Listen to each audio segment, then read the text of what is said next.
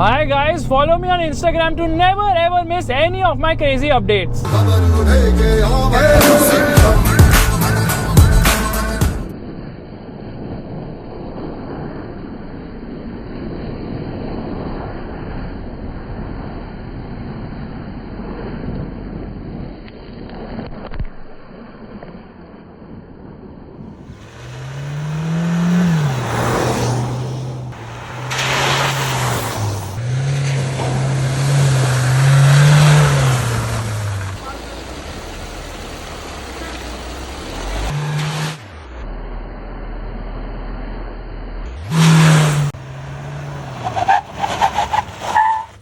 Hi guys and welcome to another vlog. I'm driving this. This is the Mahindra Scorpio N. But before we reach this car, let me tell you about this awesome car perfume, the Involved Elements Aura. You won't believe it. This has a very amazing and refreshing fragrance. It is a strong black icy car perfume which really elevates the mood inside this cabin. Now today things are going to be a little bit different because I have not turned on the car. The car is actually locked. When I unlock the vehicle, you can see the DRLs actually blink thrice. Yeah, this is something which is there in almost every Mahindra car, and when I lock it, nothing really happens, but you know the sequential indicators actually work. Similarly, when I unlock the car at the rear, again this thing blinks thrice. I'm not sure if you can see it. And then when I lock the car, again the sequential indicators work. But one interesting feature is if I keep the unlock button pressed, the front power windows, they actually roll down, and so does the sunroof. That also opens, okay, along with the sun blind as well. And if I keep this button pressed, there the front power windows will obviously close, and so will the sunroof of the vehicle. So this feature is actually quite nice. It's also there in the XUV 700. Let's unlock the car. As soon as I get in, okay, I can feel the air conditioning is already turned on. So that's another interesting bit, and there it's turned off itself, and there we're going to turn on the car. There it rose to life, does this full swipe up, audio kicks in, but the screen has not yet powered up, so we're just going to wait for that to happen. But since that is happening, we'll just put this involved tag here. It's very easy to use it. There it is, and all I have to do is just spray it twice like this, and it really refreshes the cabin in no time at all. This car air perfume is just amazing. The Involved Elements Aura, it suits cars like the Scorpio perfectly well because the cabin feels so vibrant now. So what do we need to do? We need to turn on the lights. Fog lights are on. We will open the hood of the vehicle and we will turn on the indicator as well. So there is so much to talk about the Scorpio. For starters, the Scorpio N is actually wider and longer than the Scorpio Classic. It also has a longer wheelbase, but the height has been reduced by around 146 mm. That's the reason it doesn't have the towering presence of the Scorpio Classic. Now let's open the engine bay of this vehicle, and here is the lever, which is kind of not that difficult to operate, but oh my god, there are no hydraulic struts. There is insulation there. That is the petrol engine, very refined. In fact, the top speed you can hit on the speedometer is 179 kilometers per hour for this particular petrol model, the automatic. And I think the manual will do something similar. The hood is really very heavy. The diesel will top out at 175 kilometers per hour, obviously on the speedo. Real world speeds are 15 kilometers per hour less. You can see there's another Scorpio standing there.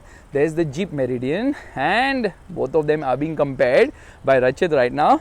So let's come to the front design. You can see there's chrome on the grille.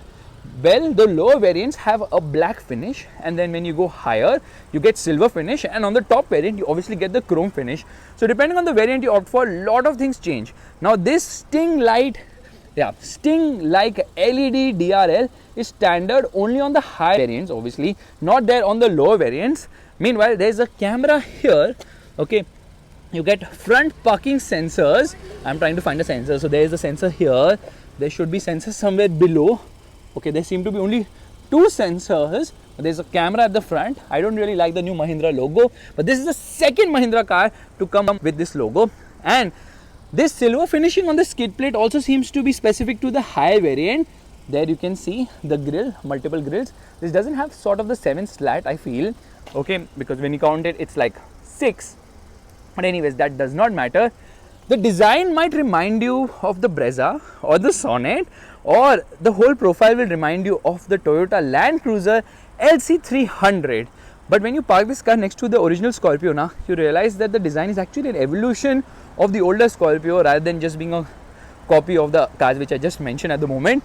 There's an air curtain which is functional here, which channels air from here. So a lot of focus on the dynamic ability of this car.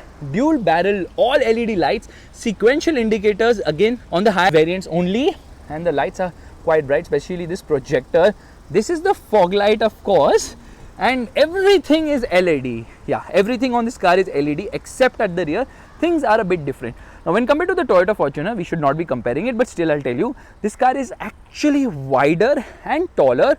However, it is not as long as the Fortuner, although the wheelbase is longer than the one on the Fortuner. The wheels are 18 inches here, but the Z8 manual does not get alloys, which is quite surprising. These are diamond cut wheels. Tire size 255/60 18s. On the manual variant, the top end variants, you do not get 255/60 18, you get 245/65 17s. So people who ship their own gears do not deserve bigger wheels, is what Mahindra wants to tell us. You can see body side cladding. There's a side footstep, that sort of a silver finish, and this chrome finish and this silverish finish is again specific to top end variants.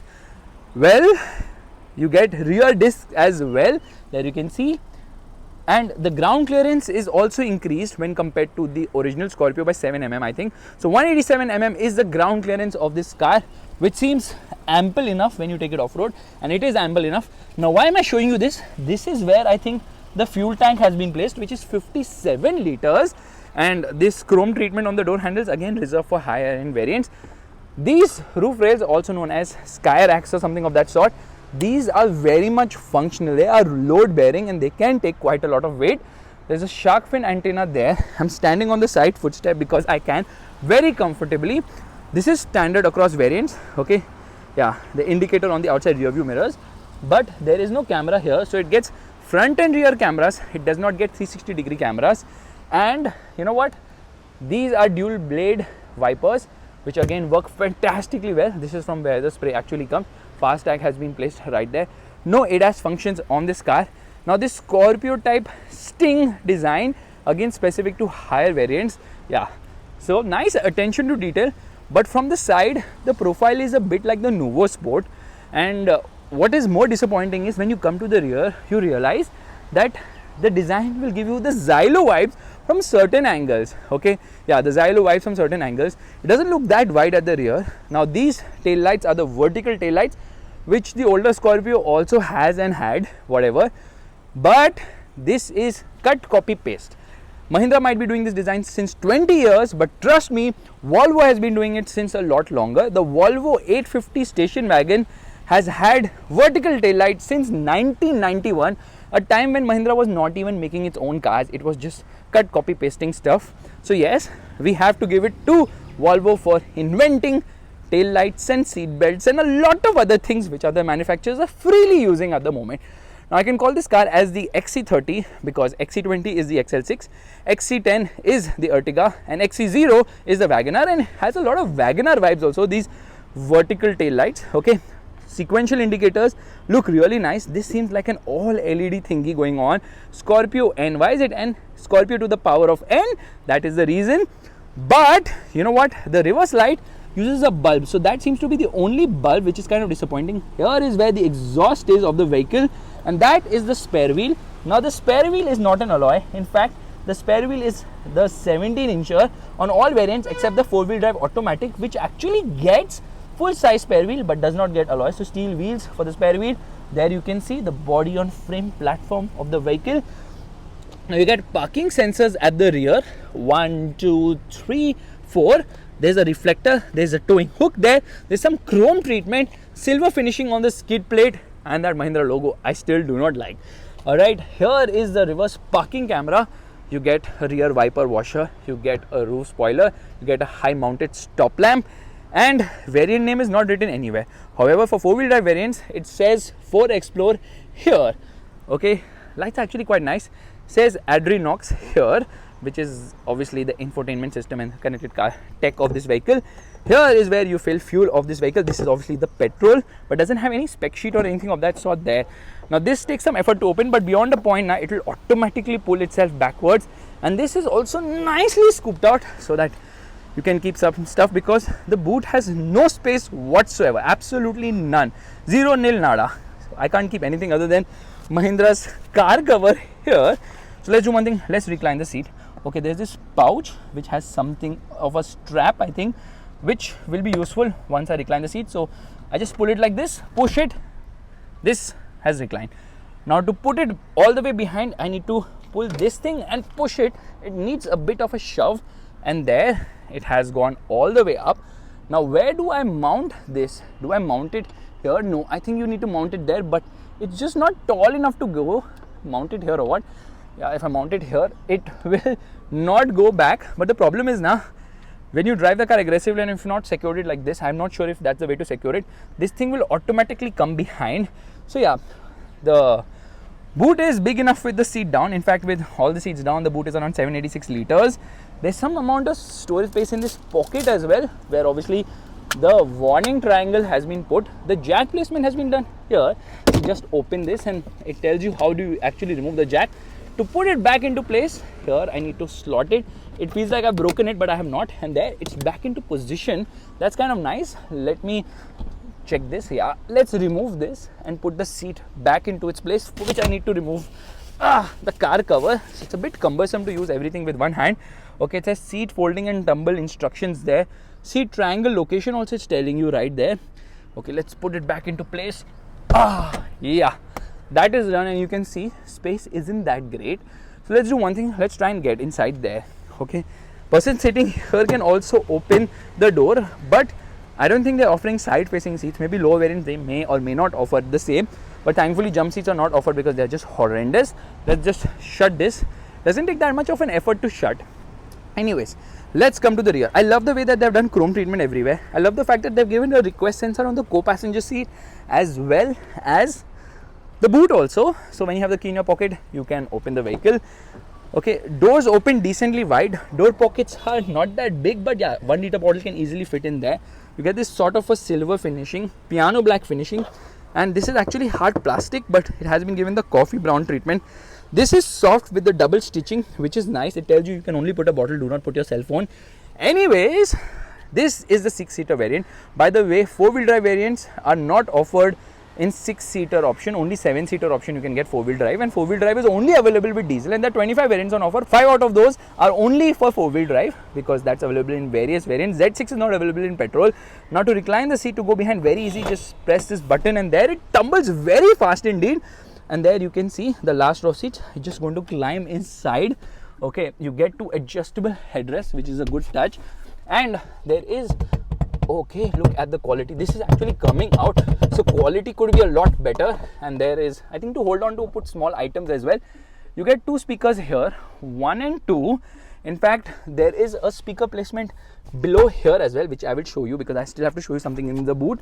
Okay, I just push this behind and push it actually. Yeah, now you can see there is no legroom on offer. Under thigh support is extremely poor. Headroom seems to be kind of inadequate. Obviously window area is decent here. There's a handle to hold on to because of body roll obviously, and there's a light placement here on the top. Well, this is not the place for adults. This is best for children, of course. And seat is not really wide, but the center person will be more comfortable because he can take his feet all the way, legs extending below here. Okay, let me show that to you like this. Yeah, that's the best way to sit if you're sitting in the last row in 6-seater. Obviously in 7-seater you cannot do that. Okay, seats are actually quite comfortable and nice. The padding is very nice and impressive, but the Safari has better seats. The Innova also has better seats. A large panoramic roof would be amazing. Okay, let's do one thing, let's get out. Seat belt mechanism has been placed here. Can I get out from the center? I cannot honestly, but they have given a lever here, so the person sitting in the last row can easily tumble this and get out, and it tells you details here. Again, nice thing, I like it. Okay, it has got side curtain airbags. Yeah, it's got front airbags. It's got 6 airbags in total. Let's get outside. Seat belt mechanism given here for the rear, of course, and then getting out can be a bit of a task. It's not that easy, not as easy as I expected it to be. Now I just push this back, and you know what, this also reclines, so press a button and I can recline this a bit. Yeah, slight recline. You get armrest for the center passengers here, not for the center passenger, in place of the center passenger, because there's no center seat, you get individual armrest, which is a good touch. By the way, the 7-seater model also has this tumbling function where you can tumble the seat to go behind, and it also gets a center armrest with twin cup holders. Here there are no cup holders, of course, but the real problem is that you can only recline this side of the seat, you can't recline that side of the seat, and obviously it gets 60-40 split for the 7-seater variant. Now I had to show you a couple of things here, so let's go behind.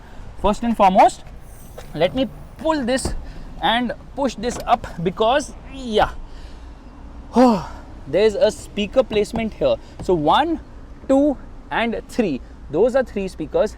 There are total 4 on the door, so that's 7, and 2 on the top, that's 9, 1 in the center, 10, and 2 tweeters there on the A pillar. So that's how it's done. By the way, there's only one 12-volt charging socket which is placed here. There is no 12-volt charging socket anywhere ahead, but there are charging ports. So it started to rain. We're going to get inside real quickly. Doors shut with a sort of a thud. Of course, legroom and kneeroom is actually very impressive. This is scooped out. There are magazine holders along with a smartphone holder as well. So Mahindra has really thought a lot about it.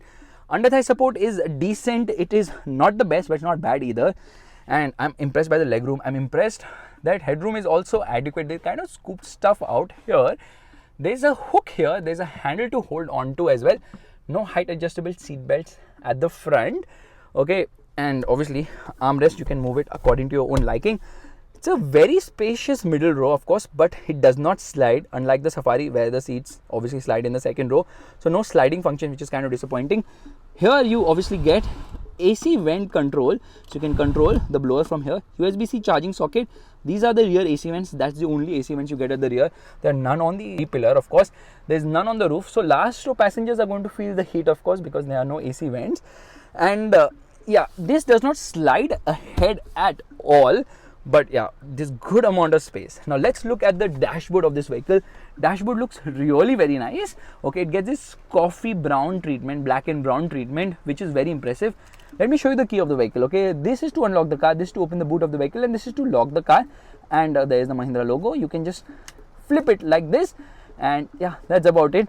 Now the problem is that it's raining cats and dogs. So how do I go to the other side? We will figure that out. It says Scorpio N there on the left side, so the co-passenger knows which is the car they're sitting in, and the seats are really very comfortable and nice. So I'm just going to put the key here for a moment, and we are going to make a run all the way to the front. Let's go.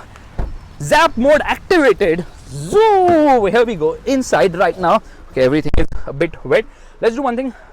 A car is turned on. Oh my god, you don't realize the car is turned on. It's so refined. It's unbelievably refined, a car. Okay, the glove box gets a cooling function. It also gets a light. In fact, you can keep a bottle here to cool it instantly as well, and then you get this sort of a chrome treatment there. Now the thing is that for the 4-wheel drive variants, there's only a single cup holder here, because this cup holder is gone in place for the rotary controller for the terrain mode, of course. And below the front center armrest, there's decent amount of storage, which is not very deep as such. There's no air purifier. This is the handbrake. They should go for electric handbrake now, not that this car is going to drift. This is obviously the petrol automatic. This silver finishing is actually nice, but not really hard as such, but hard lower down, and this is on the softer side. Hard here, hard. So a lot of hard plastics everywhere for that rugged appeal, I believe. Which brings me to the most important thing which many of you want to know, the audio system. How is the quality? So there is one speaker here, 2 tweeters right there, and obviously on the doors, each door has one speaker. There are speakers here as well, so that's how it makes it 12.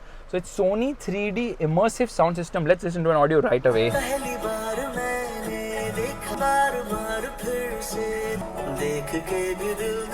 Audio quality is actually very nice. I really like it. Once I turn off the lights now, the intensity obviously increases. This happens to be an 8-inch infotainment screen, which should be bigger in terms of size, honestly.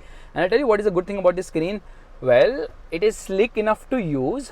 It gets Apple CarPlay and Android Auto connectivity, which is wireless, but over here Apple CarPlay is not present today, so they will add it later. In fact, there have been a lot of issues with this screen earlier on. I mean, all the infotainment screens in the Thar as well as the XUV 700, they used to be freezing, and Mahindra, I think, has changed almost 10,000 units or so of existing customers' cars. But will this also freeze? I am certain it will, because at the launch, few of the cars did not have the touchscreen working at all. So I was just pressing buttons, nothing was happening as such. Okay, there are applications, some of them you will never use, like who wants news updates and who wants to see the horoscope while driving.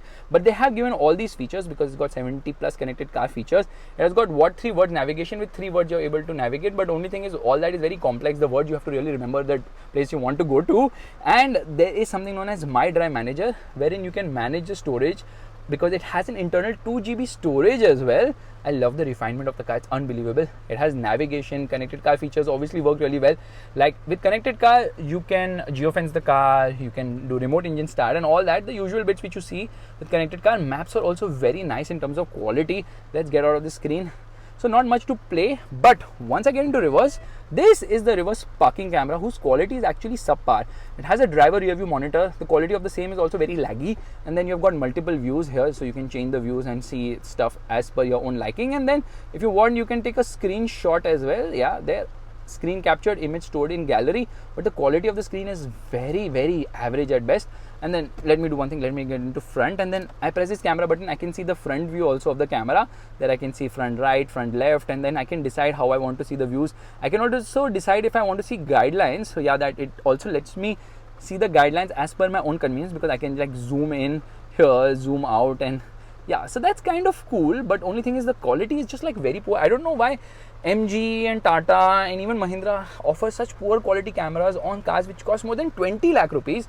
These are the controls for the audio system. These are the controls for the air conditioning. It gets a dual zone climate control air conditioning system. Yeah, there are 2 zones and there are a lot of buttons. This is for SOS. When I press SOS now, it's going to do an emergency call and someone is going to call me back, or rather pick up that call and then help me with any issue which I face. This is for getting into the camera function. This is for stop start system. This is for the hazard light. This is for traction control, and this is for downhill assist. Now this button is for the drive modes, which is not in the petrol. It's only there in the diesel 2-wheel drive. Yeah, the 4-wheel drive variants do not get drive mode selector. I don't even understand the logic behind it, but yeah, it is what it is. There's a wireless charging pad here, but on the brochure it says that only 4-wheel drive automatic variants get wireless charging pad, but wireless charging pad seems to be there in almost all the powertrain options in the higher end variants, of course. So that's about it. 2 USB charging sockets, regular USB, not USB-C. It tells you if passenger airbag is on or off, and this thing actually fouls with your left foot.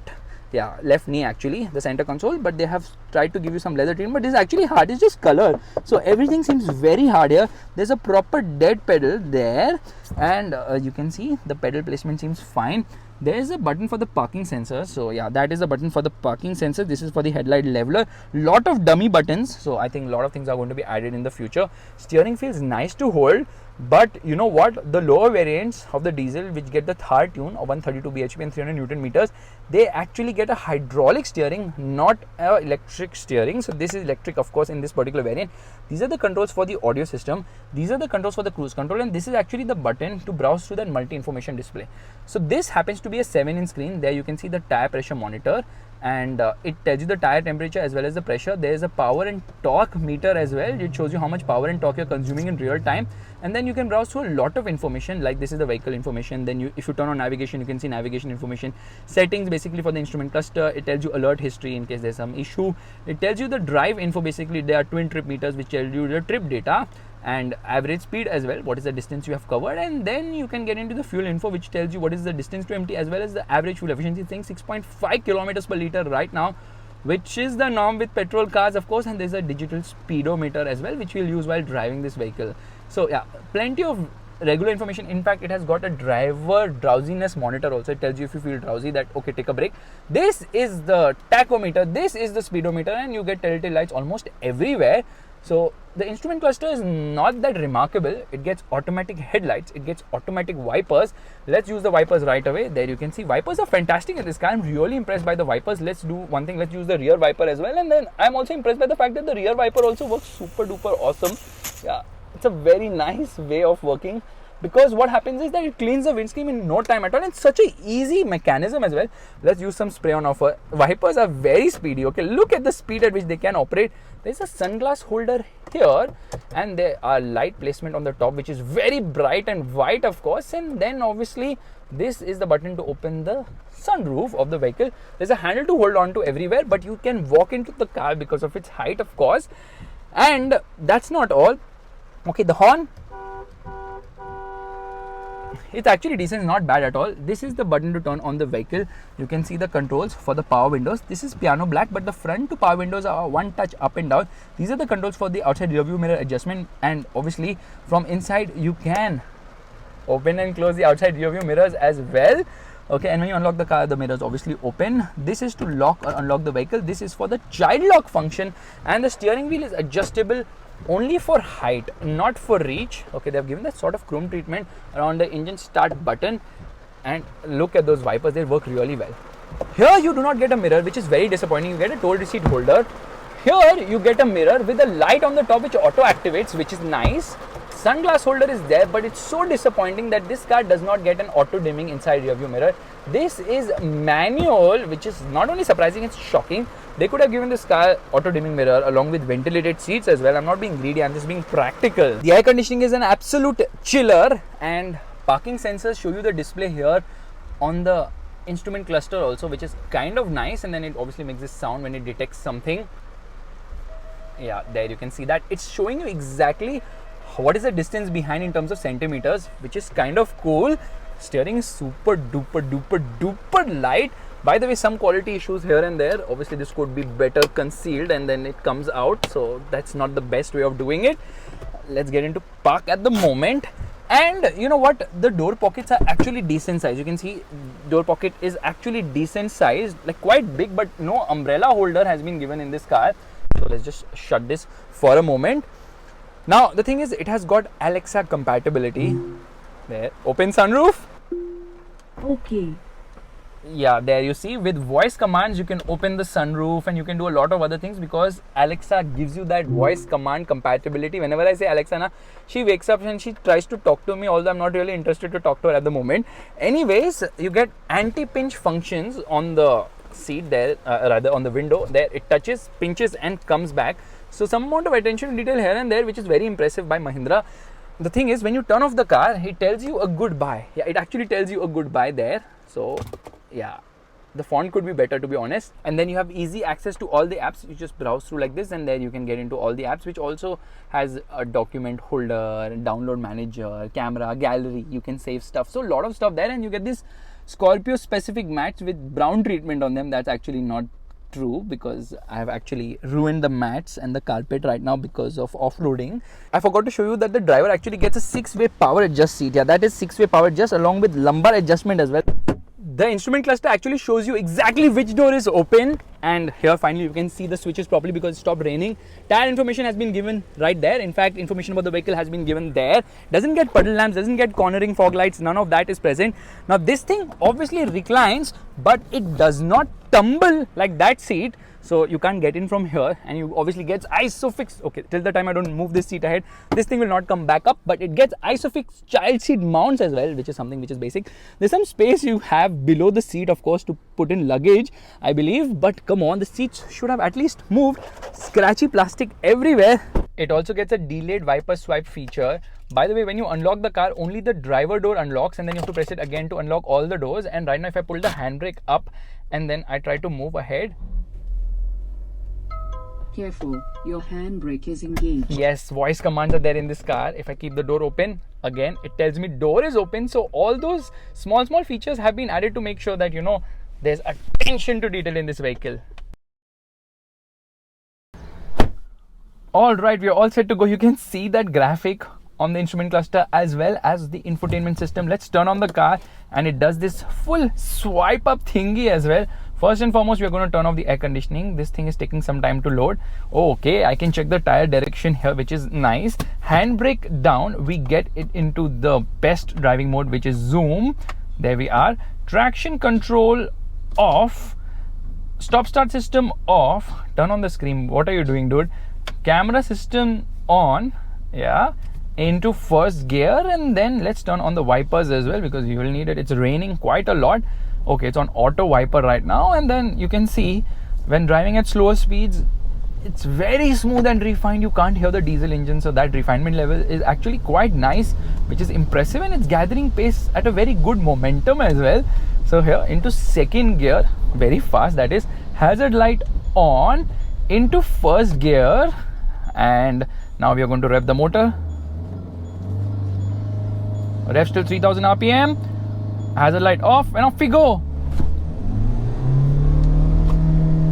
First gear 42 kilometers per hour, 4800 RPM red line.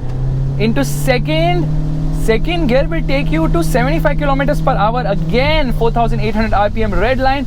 Into third gear will get you past 100 kilometers per hour. The speed would be around 109 or something of that sort.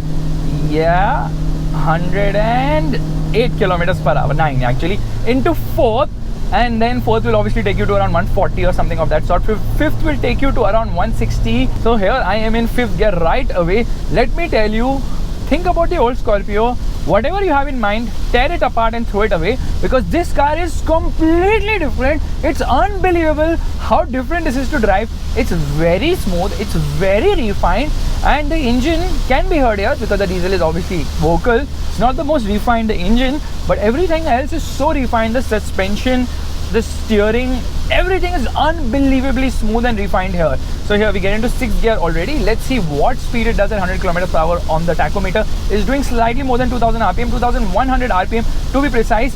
There is that movement which is associated with body on frame vehicles, but trust me, it is dramatically reduced. That lumpiness is almost not there. That is the level of refinement on offer. So what has Mahindra actually done? They've taken the frame and the body of the car, they've reduced it, the weight of course, weight both of the frame. Okay, there is the Harrier. Frame's weight has been reduced by 10%, something of that sort. It weighs around 213 kgs. Body's weight has been reduced, and in spite of the weight reduction, they've actually stiffened everything, and they've changed the suspension. So at the front, we've got independent suspension. At the rear, we've got Penta Link with Watts linkage, which is actually basically 5-link rear suspension. It's got FDD, which is frequency dependent damping, which is basically frequency selective damping, which we saw first in the Jeep Compass, and it got a lot of positive reviews as well. The result is the ride quality is unbelievably good. This car's movement is very restricted. Firstly, suspension travel is quite a lot. I think that is also improved, but the car drives with a lot of refinement and smoothness. It's unbelievably smooth. It doesn't feel like a body on frame vehicle. That is the level of smoothness and refinement. It's another level Mahindra has taken this car. Here we downshift into third.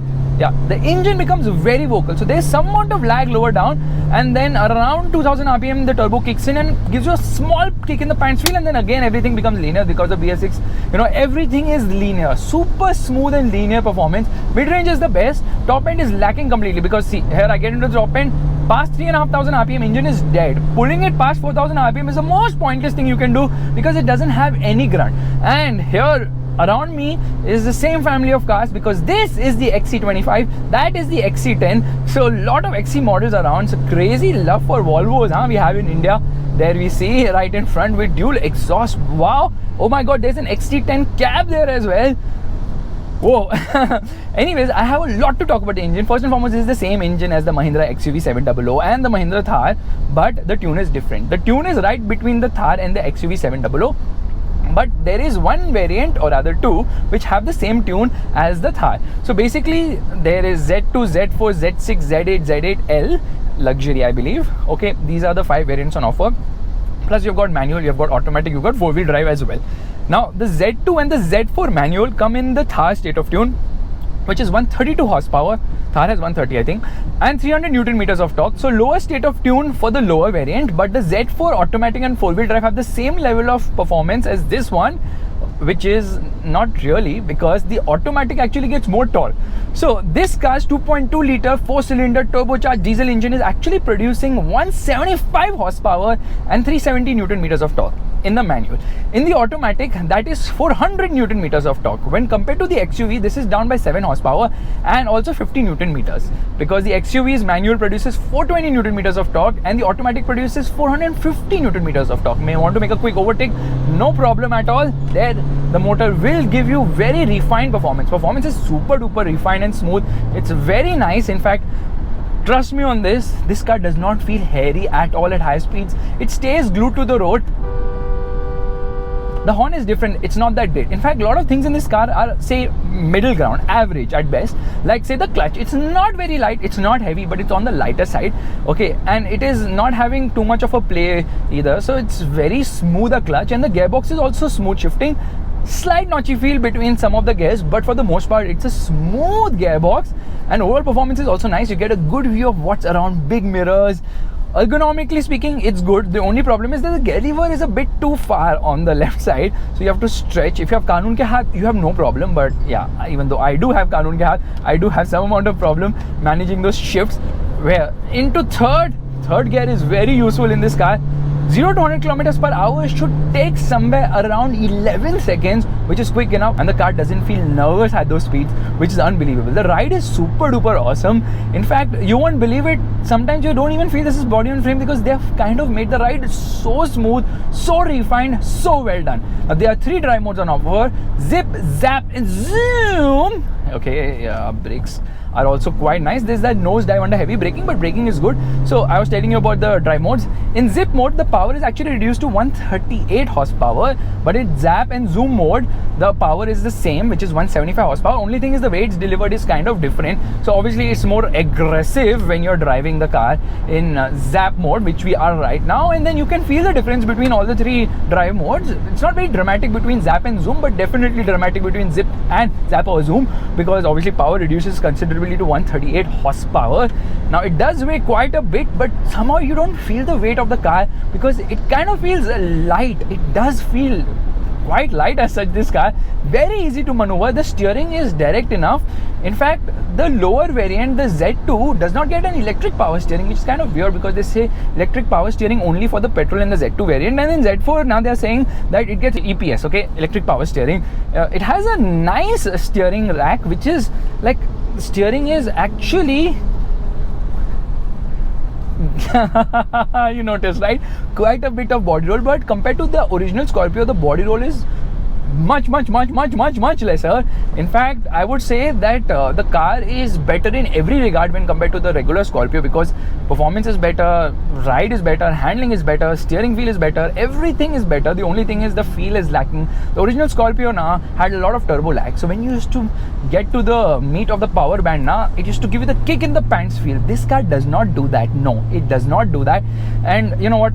Mahindra's habit of automatically turning off traction control, that's still there. See, around the corners there is roll, but handling is decent enough. Obviously this is not a car you would like to push. Let's test the brakes, which means hazard lights on. Onto the brakes. Some amount of judder is there. Into first gear, we are going to turn off traction control and revving the motor. Like I was telling you, it's pointless to take the car in the top end of the rev range. In fact, let's do our maneuverability test, which means here we are into first gear, and just check this. It is so freaking... This is the level of lightness of the steering wheel. My goodness, it's unbelievable. And then obviously we have the XC10 right in front of us. So a lot of family of cars roaming around here. So as soon as I hit 63 kilometers per hour, traction control automatically turns. Now there's a major glitch in this car, which you will notice right now. So just observe and listen to it, okay? Look at the speed right now. I am doing 70 kilometers per hour. I'm going to increase the speed. Now, at 78 kilometers per hour, the speed buzzer is sounding. It should sound at 80 now. Why 2 kilometers per hour earlier it is sounding? There, 78 kilometers per hour. I didn't even touch 80, it's sounding. So that's a big glitch. In fact, when you go to the 120 kilometer per hour buzzer, here, let me show that to you as well. It's better to short shift, and no point taking this car into the higher end of the rev range, because there's nothing to be found there. It's just so flat and goes out of breath in the top end of the rev range. Here, check this out. Okay, I am doing 100 and notice 117 kilometers per hour. It is showing the speed alarm and buzzing. That's kind of wrong, Mahindra. Already the speed alarm is coming too soon, and you're getting it even sooner. No, that's not cool. I don't like it. Okay, now the price of this car happens to be 23,62,000. This particular car, the manual, actually is priced at 23,62,000 on road Mumbai. But you know what? This actually rides better than the automatic, because the automatic runs on 18-inch wheels. This one runs on 17-inch wheels. Yeah, the manual does not get 18 inches, and obviously higher sidewall as well. Slightly narrower tire doesn't really make any difference whatsoever, because grip levels are actually good. But here, once you're driving around 100 kilometers per hour, you can feel the body on frameness. Now the chassis and the frame and all are obviously shared with the Thar, which is a third generation body on frame platform. It's a very impressive car, trust me on this. Super smooth and refined. It just misses out on the Scorpio soul. That soul of, you're just going to topple any moment. That is not going to happen in this car. Slow electronics, rollover mitigation is there. It has got VDM, something of that sort, vehicle dynamics management, something. I'm not too sure, but there's so many electronics now. I can't even remember. ABS obviously is there. Brake pre-fill, brake drying, and whatnot. You name it.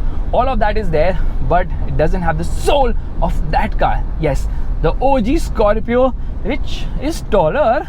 And because of the reduced height in this car now, you know, the dynamics have dramatically improved. You don't feel nervous at all. You're not sitting on the second floor now. You're just sitting on first 1.5 floor now. But still, now this camera is still working even at higher speed. So that's also a good thing. The only thing is camera quality is you can see it. I don't even have to say it to you right now. Now, the thing is that fuel efficiency would be somewhere between 9 to 12 kilometers per liter. Right now, it's returning 9.5 kilometers per liter with hard driving. When you drive it sanely, it should return around 13 to 14 kilometers per liter, which is actually nice enough. And I like the way that I have this beautiful view of what's around. Everything looks small, but when compared to the older Scorpio, obviously you're sitting lower. So that's a bit of a bummer. So they've kind of robbed the soulmates. Everything's so smooth and so refined, and you're like, come on, yeah, at least I should have that feel. This is actually diminishing the difference between the Scorpio and the XUV 700 because it kind of feels very XUV 700-ish, obviously with the engine, with a lot of other parameters here as well. Now let's just work the gearbox. Working the gearbox is fun, and this is rear wheel drive, so there's a different feel of driving a rear wheel drive SUV. We're going to give an indicator here and try to stop in the corner most area, and there hazard lights on.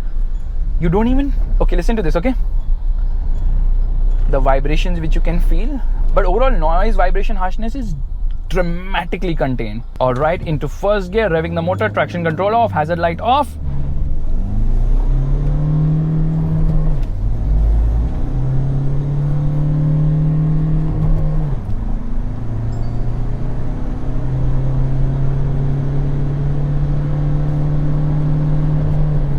You can clearly notice now that it doesn't have the same level of kick in the pants feel or mad acceleration like the older Scorpio, because obviously BS6 has dulled things quite a lot, and here focuses on refinement and linear power delivery, not to shock the person silly by, you know, just giving too much grunt all of a sudden and making them realize, oh my god, I'm driving an SUV which is so fast. But this has great dynamics also for an SUV of this character. Obviously it cannot really be as glued to the road or as good in ride as a monocoque, but still it will take the beating. Over bad roads it can just annihilate them because of the body on frame nature. And in terms of safety, what Mahindra has done is designed the whole chassis that 72% of the impact goes to the frame, only 28% comes to the body. So I'm hoping this car fares much better in terms of NCAP ratings. Here, let's make a quick downshift. You have to work the gearbox on at times, which is fine because the gearbox is actually fun. Manual has a different level of fun altogether, and for the diesel you have to pay around 80 to 90,000 rupees more when compared to the petrol, which seems worth it considering you get much better mileage. But we should drive the petrol. Before that, let's go and do some off-roading, which means we are going to change the 4 explore mode. First one is normal, second one is grass, gravel, snow, the third one is the one we should be in right now, which is obviously mud and ruts, and the fourth one is snow mode. We are going to get into 4 low. Yeah, there 4 low is going to activate. Yeah, that it is activated. We turn on the camera here, handbrake down, into gear, get into manual mode, so there is engine braking as well. And now let's do one thing, let's actually shift up a gear into second gear so that there's some momentum. Now everything is so easy because you don't have to take any effort, it will just glide through. No input on the accelerator or the brake because 4 low gets everything done on its own, and there we are just going so comfortably down. Now this is nothing for the Scorpio because obviously 4-wheel drive system is amazing, and now you can see the car is moving a bit here and there. Okay, now it's the time to go downhill. It has got downhill assist, it has also got ample amount of ground clearance. Let's get a bit onto the throttle, let's change up a gear into second in this water, and off we go. Yeah, that is the fun. Ride is so good now, you don't feel much on even such surfaces. That's the most unbelievable part here. Okay, let's just change the view of the front camera, side view, why not, and off we go. Trust me on this car is so effortless to drive. The Scorpio has always been very capable off the road, and the new model is no different. But here the thing is, the level of comfort it has when you go off-road is just something else. It does not rock as much as the earlier car, and body roll is so much better contained now that it doesn't throw you all over the place, and that's something which I'm really enjoying, because now I can off-road without getting tired, which is just amazing. We are going to come down from here and just observe. Okay, just observe, guys. Now thankfully the cameras are showing me what is ahead, and there, okay, good amount of departure angle, and obviously the car took care of everything because we are on 4 low, so you don't have to worry at all. I think this car can autonomously do off-road things. It should be a little bit more challenging, but this Scorpio is just effortless off-road. Now this is where the difference is between a 4-wheel drive vehicle, which is a real SUV, and obviously all these fake SUVs which are running around, which can't do any of this because they will easily get stuck. And here to matlab, it's again another effortless climb up. Oh my god, I'm just enjoying this without getting tired one bit. Okay, now things are so easy here. I think the car needs more challenging stuff, to really have some fun. And there's a doggy which is right in front of us. Dear doggy, move aside. Thank you so much. मतलब इसमें क्या है, आराम से चल रही है गाड़ी यार. अगर तुम लोग बोलते हो ना SUV वो सब गाड़ियों को जिनमें फ्रंट व्हील ड्राइव है, you guys are highly mistaken. You need something like this if you really want to enjoy what an SUV can offer you, and that's what the Scorpio is doing at the moment. Now let's test the articulation of the car, which means going into this patch, which will definitely test the car's ability to stay straight and not feel nervous. Here we go. Okay, a little bit right, and there, how much amount of tilt we are having at the moment. Trust me, you get scared that the car might roll, but rollover mitigation is there. But beyond that, you don't have to worry, because they have stiffened stuff so well on this car now that you can easily glide through like this. Trust me, I just feel like I'm driving, say, something which is utterly comfortable even off-road. I didn't think that would happen. Let's get into second straight away. थोड़ी बहुत तो pace होनी चाहिए off-road. And there we go. Because of the improved ride, now trust me on this car behaves completely different.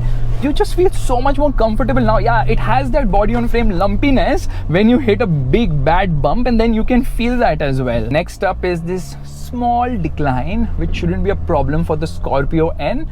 Here, I have left the throttle completely and I'll let the car do it all on its own, and there's this sort of a ditch with water, but we shall accelerate here and just go because we can. So basically, what is the difference between the regular Scorpio rear wheel drive and this Scorpio N? Well, largely that it has got modes, and there are 4 of them. One is normal, of course, which we already discussed, but you know what, it is 4-wheel drive, so mostly it is rear wheel drive. But then when you can get into 4-wheel drive, it has the hardware in the form of a mechanical locking rear differential, and the front one is brake locking with the ESP system, of course. But more important than that is the fact that it obviously gets a low range, which helps you to just leave the throttle and just enjoy the car crawling and moving on its own. Like here, let's get into third. Now I'm going to get into third at the moment. I need to throttle a bit. The thing is, I can't see a thing ahead because the car is like this. I've been told to be a little bit on the right side. Now I can see everything very closely. No throttle input needed because we are in 4 low, so car will automatically handle everything. I just need to apply a little bit of brakes when needed. Yeah, here I am actually applying brakes, but there the ground clearance is ample enough, and there's good amount of suspension travel as well.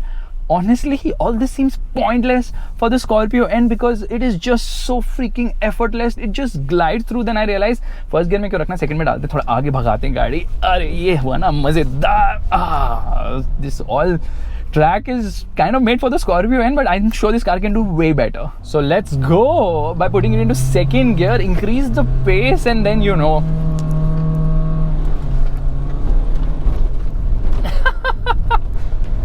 मजा आ गया. Yo baby.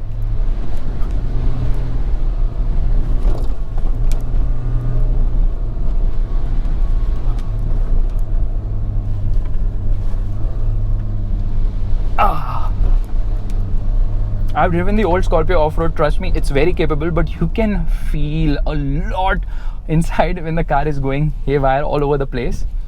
Some sort of ruts ahead. Never mind. There. Good thing about cars with high ground clearance now, you don't have to worry. You can just glide ahead. In all honesty, this is so effortless now that even the Scorpio with just rear wheel drive can go through this without much hesitation, because obviously body on frame platform is very rugged. I think for this particular track maybe 4-wheel drive will be handy, because it's a lot of muck and all, and you'll lose grip very fast indeed. But never mind, just see this car go. Okay, I'm not even getting anything on the throttle or brakes at all. It will just like, okay, थोड़ी बहुत खिसक रही है गाड़ी because there's just no traction, but it's really effortless. Trust me on this. They have refined the car so much now that when you go off-road, you don't even feel that you are off-roading. You're just like, look at my legs. Okay, I'm not touching anything. Even I don't even have to touch the steering wheel. That will also take care of itself on its own, because obviously it's going to tram line and it's going to get in the path, and we are like crawling at like 4 kilometers per hour. I have to get on the throttle. It's just too slow a crawling speed. Never mind. Okay, now I can see this track is getting a bit, what do I say, lack of grip and little bit of muck and all that stuff. But yeah, never an issue. And it started raining very heavily. Now because I am in 4-wheel drive, I can't do drifts. Otherwise in rear wheel drive, so this car can circle wherever you feel like. That is the level of fun you can have with so much torque going to the rear wheels. And by the way, I'm driving the diesel automatic, which doesn't seem very eager with shifts. It's like lethargic, but gives you the convenience. And this is the fun of a 4-wheel drive car. You know, you're not going to get stuck anywhere. You can just comfortably drive through the worst of roads if you so wish. And the steering is so light now, it makes off-roading even easier still. And there, okay, onto the throttle and off we go. Just revving. So obviously throttle input is much needed when you're going upwards. And you can see the traction is not there only. The car is sliding almost everywhere. But you know what? You're never going to get stuck in this. So how is it? And I said that word and that car seems to have got stuck, but it will not really get stuck because it's going to scramble for traction and it will go through. So that is the difference between a Scorpio and of course an XUV 700. Because the 700 predominantly powers the front wheels. Even in all-wheel drive trim, it's more front bias power delivery. And then obviously when you're steering with the front and you're also powering the front, you can get a bit stuck. But here there's no issue here, because with one hand I can just comfortably get up and go. That is how easy it is with 4-wheel drive vehicles. And kudos to Mahindra to continue to offer us a body on frame SUV, which is the real deal, unlike some car makers which offer you monocoque vehicles for the legendary body on frame cars. I'm not saying Safari, but I meant Safari right now. Anyways, here we go. Revs a lot, huh? So now it's raining cats and dogs, so let's get into second gear because we can. Visibility is so nice now when you're sitting on top, maybe on the second floor, you can clearly see what is around, and this is only going to make things better with the rains. Obviously the whole track is going to get more muckier, it's going to be less grippy, and it's going to be more slippery. And then when I see big rocks, I don't care, I just go, because that's what a body on frame vehicle can do. It will rock you to the bones, but it will never ever stop, and that's the beauty. Good thing with the rain is that it's cleaning this white colored car. And let's do one thing, let's turn on the rear wipers, let's turn on the front wipers as well. Let's just shift up. So I know the reason why Mahindra has not made us go through even more extremely challenging terrain, because this car is running on, say, road tires, and you need proper off-road tires for getting into really difficult situations and then coming out of it, which Mahindra will obviously showcase when they do adventure activities with the Scorpio N. And I believe the best thing about this car is it's a mix of Thar and XUV 700, because on-road comfort is as good as, say, the XUV 700, almost, I'm saying. Okay, don't take my word for it. Take a test drive of both the cars and you will be so impressed by the driving dynamics of the new Scorpio N that you would be like, I'll just get a Thar because I want the real feel of a body on frame vehicle. That said, it also has the capability of a Thar, so it gives you the best of both worlds, but the pricing is more towards the XUV 700. Should have been bang in between the Thar and the XUV 700, so I think the prices are on the higher side for sure. Never have you seen something like this happen. Left foot on the brake, right foot on the accelerator. By the way, traction control is off because we are obviously in this off-road mode right now. Revving the motor and off we go. I'll have to manually shift. This is another level of fun. See the old Scorpio standing there, tall like crazy, and there's this cow running ahead. So if you are not hindered by the regular obstacles, there are more obstacles which are going to come your way. So be a little careful when you're driving through all these places. But yeah, the off-road could be a lot more aggressive. Abhi to aisa lag raha hai main chill kar raha hu. Honestly, I'm just chilling. So here's the deal with the 4-wheel drive version. It obviously weighs around 150 to 200 kgs more due to the 4-wheel drive hardware. but compared to the older Scorpio, this one is lighter because of the lighter body and the lighter frame, of course, but they've also added so many features now that the weight has actually gone up, but you don't feel the weight because the car feels so refined and comfortable now. Okay, let's just turn on the light so that we get a good shot outside. Fog lamps on as well, and let's get going. Now, should we turn on the hazard? We should, because obviously that dynamic swipe indicator looks really nice as well. And hopefully, okay, we get into second gear to get some momentum. Hopefully, it becomes more challenging ahead. I know it is going to get challenging, but there, aram se, I'm gliding. Right now, there's no obstacle which is kind of bothering me. So, it's very smooth in every possible way. At idle now, you can hear the diesel motor. You can hear that clatter. You can hear it very evidently. Diesel engine is audible. Listen to it, okay? You can hear the drone. Anyways, hazard lights on just so that we can, and let's keep going ahead. I think there's just one obstacle which is left, and which is the one I'm looking forward to the most, the articulation one. Okay, not this, uske aage hai, but this is also quite interesting. He's actually removing the stones so that the car does not get stuck. It will not get stuck. It's a Scorpio. It's the daddy. Daddy can also get stuck, by the way. And it's time to get going. No throttle input needed. Actually, I need to put the brakes. Then it's sliding all the way to the right side. But oh my god, there again. So there is no grip on offer. I'm completely opposite locked, and the car is going in the direction it chooses to go. So that is the amount of slip which is happening right now, because there's just no traction whatsoever. The problem is now I did not get engine braking because I did not put it into manual. Let's turn on the camera. Reverse में डाला तो camera ही off हो गया, because I think वो वापस activate करना पड़ता है. Anyways, camera quality better हो सकती थी. It should occupy the whole space यार. अभी वापस आगे रुकना ही है. बहुत ही स्लो क्रॉलिंग चल रहे हैं. इतनी सारी गाड़ियाँ आ गई ना इस पूरी क्या बोलते हैं रूट पे, that it's taking like hours and hours just to reach one particular off-road location or point. Honestly, कुछ दिख ही नहीं रहा है. So I'm just banking on the camera to help me come down. We come slowly, steadily. Now the real thing here is that why do we need cameras now? So this person is guiding me because I can't see a thing. He's telling me to come a little right. This is a place which is having a lot full right lock, and yeah, there it's sliding. I think the car has already made its path right now. Other cars have made the path, so the car just has to be straight in terms of steering, and there it is coming down. Okay, it is testing the departure angle, and it is also testing the car's this thing. Okay, it's telling me to come straight. Now I have to go a little left. Yeah, the ground clearance and the ease with which it is able to manage without touching, it's quite surprising. Look how down we are, but no, the car will not touch anywhere. We are full locked to the left. Yeah, now is the real challenging terrain which came, because here a rear wheel drive car would definitely not be able to make it, because it will get stuck. Full steering lock. Hopefully we don't knock that cone. We will most probably, so I have to get into reverse, and yeah, now we are going to turn it full again. Camera keeps turning off. I did not knock the cone. What an achievement. Okay, now is the time to actually test the articulation of this vehicle, and then car is going to be on 3 wheels. So here we go. Straight away we get into this. Absolutely straight. Yeah, and then that moment is going to come any moment when it's going to go in, and there it does. So one of the wheels is going to go up any moment, and it looks very dramatic from the outside, but honestly I do not feel anything. It's just so freaking effortless. Go ahead, slowly, and there, little right to center the car, and I can feel 3 wheels right now. That is so amazing. But the Scorpio does not flinch at all. Obviously the diffs are coming into picture right now, the MLD and the BLD.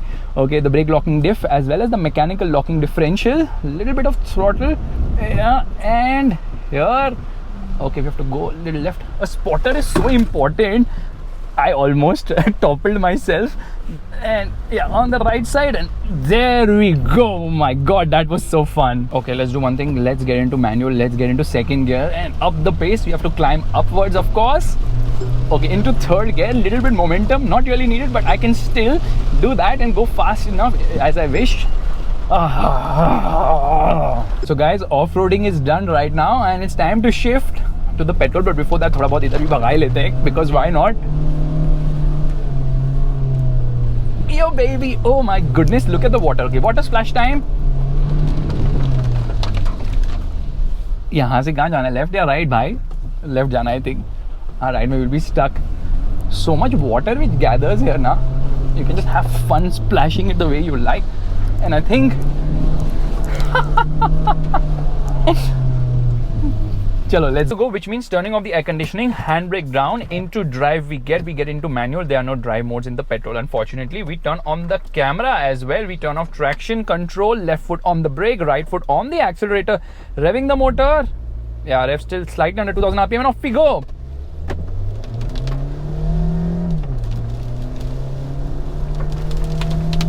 This engine certainly has the punch which the diesel is lacking. It feels very sprightly, has good amount of grunt and takes off immediately off the line. In fact, turbo lag is decently well contained, doesn't have the kick in the pants feel, but it feels sprightly throughout.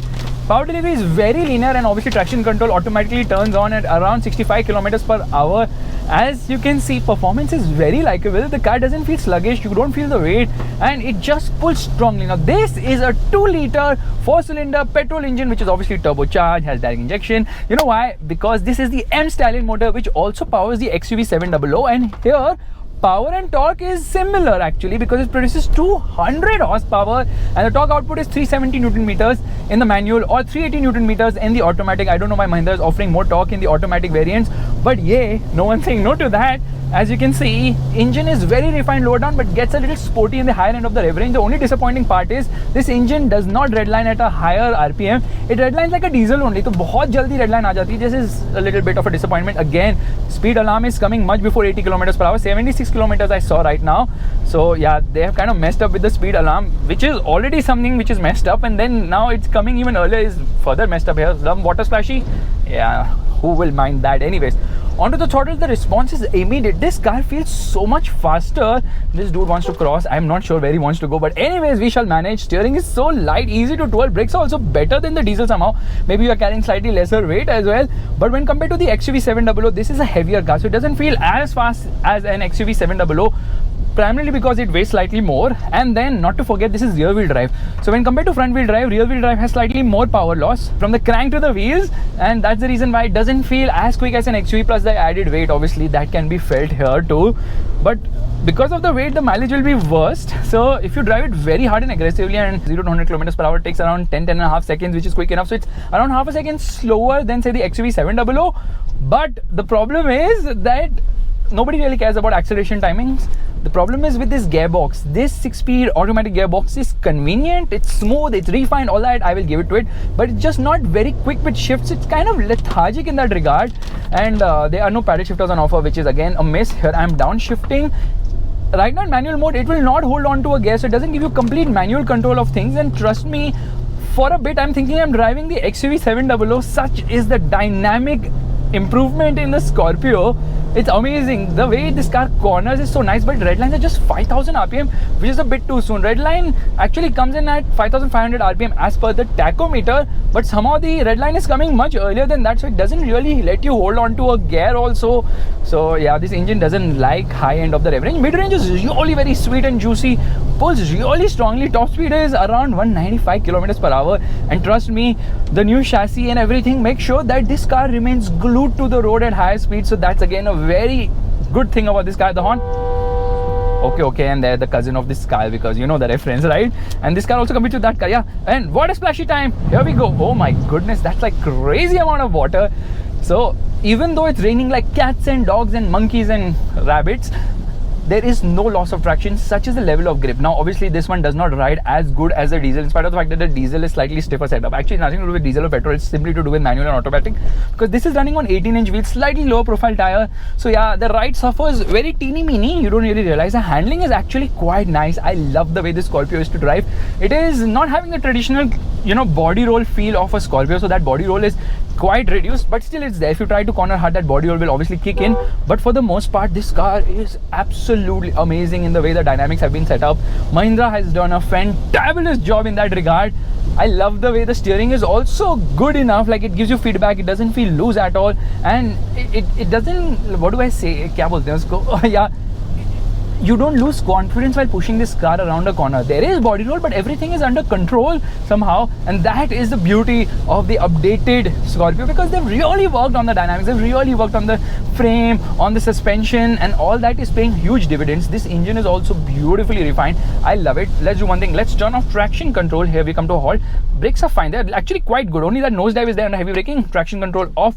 Left foot on the brake, right foot on the accelerator, revving the motor.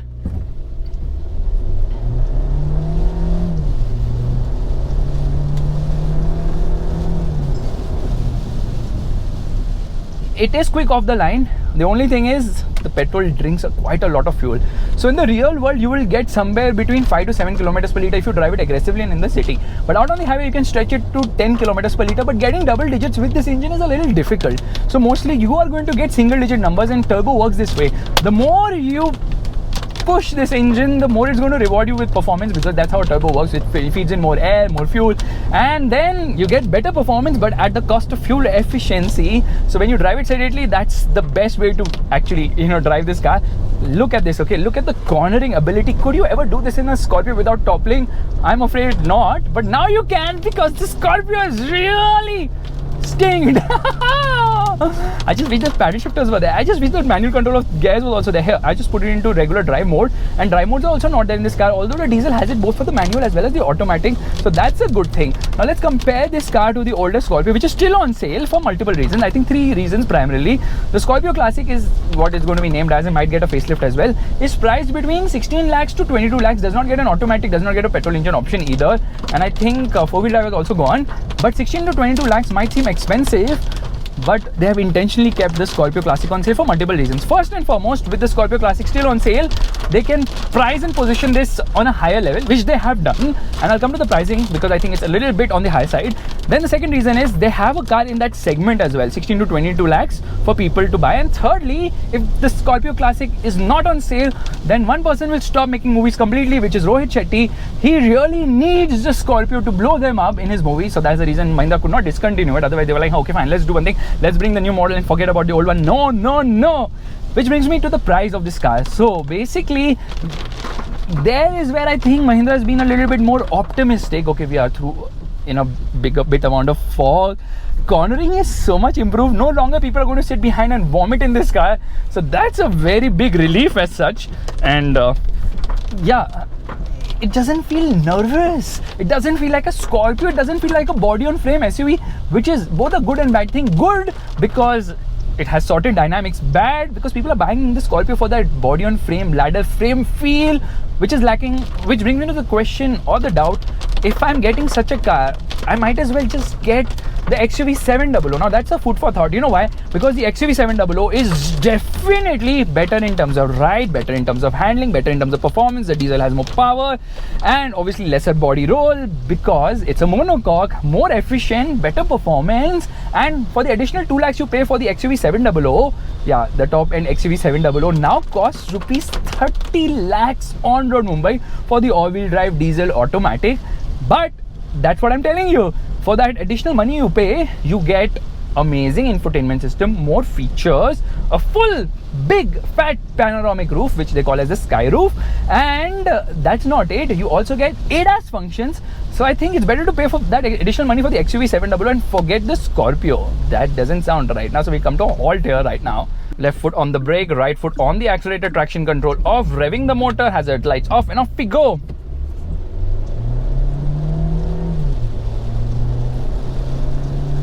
I know you guys can't see a thing, but I can because I am myself having multi-beam lights. Just kidding, but I remember this route thoroughly. So yes, the thing is that you get the whole road presence bit, and quite a few people are actually going to opt for this car just for the road presence, which brings me to the pricing of the car. So there are going to be so many variants now, you're going to get confused. First and foremost, there are 5 variants, okay? And then you have got petrol, you have got diesel, you have got automatic, you have got manual, you have got 4-wheel drive, and you pair all these combinations, and low variants are also getting automatic and 4-wheel drive, which means it's going to be absolutely crazy. I don't think they're offering 4-wheel drive with the petrol because no one's going to go off-road in a petrol SUV and then, order a fuel tank to fill the car, or rather a tanker to fill the car, because the petrol just drinks too much fuel. If you own a fuel tank, rather if you own a fuel pump and have a lot of money to spend on fuel, then you would opt for the petrol, but the diesel is just better.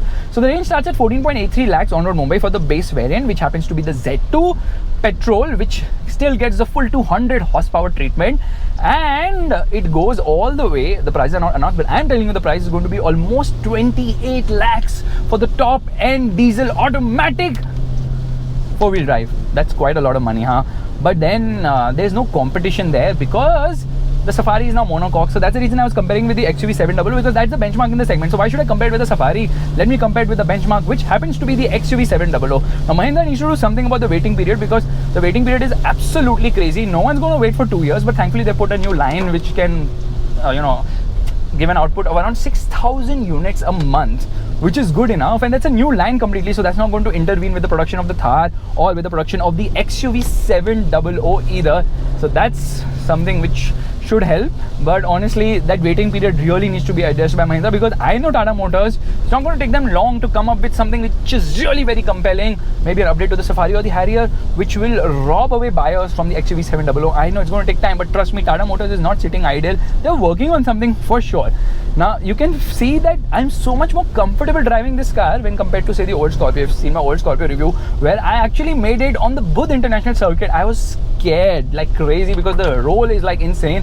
Here that is not the case, and although I can't see a thing right now, I think I should turn on the lights right now, and here we are. Fog lights are also on at the moment, but still visibility is extremely poor because it's raining like crazy. I don't know why it's raining so much. And talking about rain, with the rains now, where we had parked the cars were like easy to get in, but going out was very difficult because all the cars were getting stuck because it was muddy area, and because of the rains everything got very slushy, and then because rear wheel drive it had to be pushed outside. Zor laga ke hayya. It was a challenge. They were trying to tow out ambulance, yeah, which was also stuck. They were trying to use 2 Thars or Classics or something of that sort with the winch, and then try to pull it out. And when I left, it was still there, that ambulance. I didn't know if they successfully managed to get it out, but trust me, okay, if you're looking to venture off-road, a 4-wheel drive is really very important. And thank you Mahindra for actually still offering us a traditional SUV in the real sense, because body on frame, rear wheel drive, and obviously good amount of performance. The old Scorpio still will be something else, because obviously that feel of driving the Scorpio, that you know that okay, it can topple any moment, it can go anywhere, it feels like, that is just unparalleled. By the way, the older Scorpio also had a petrol engine, not really very successful as such. Okay, 1 second, I'm getting confused because there's so many variants Mahindra keeps launching now. It's absolutely baffling. Okay, honey, yeah, and can't see a thing. Can you guys see anything? All I can see is lights on the other side. That's the reason we have curtailed our speed quite a bit, but Mahindra really needs to resolve that speed alarm issue. That's a big one, because you are like realizing it's just kicking in much earlier, and I've not seen any car brand which does this, that a speed alarm comes much earlier than anticipated. Now for the price, I honestly expected more equipment and all that stuff, which I've already cribbed about when I was doing the walk around. There's a car which is standing here, such a genius, this guy, knowing very well that okay, we have to be really careful. Horn. Who stops in the middle of the road when there's so much fog? And because now we have to be at crawling speed with the lights on, of course, so that we are able to manage this particular section of the road. It's time to end. Thank you so much for watching. I know this vlog has been super duper long, but honestly I could have made an even longer vlog, considering this car has so many features and all. And at the moment I've turned on the demister. And don't forget to check out this awesome car perfume from Involve. This is the Involve Elements Aura, and you can click here on the top right to get yours with a 10% discount using coupon code FAZBEAM. If you like this vlog, make sure to give the thumbs up. That's a like button, and also subscribe to the channel. I will see you guys in the next video real soon. Yo baby, sounds nice in the higher end of the rev range, but the refinement really baffles me. This engine is so good. Bye bye.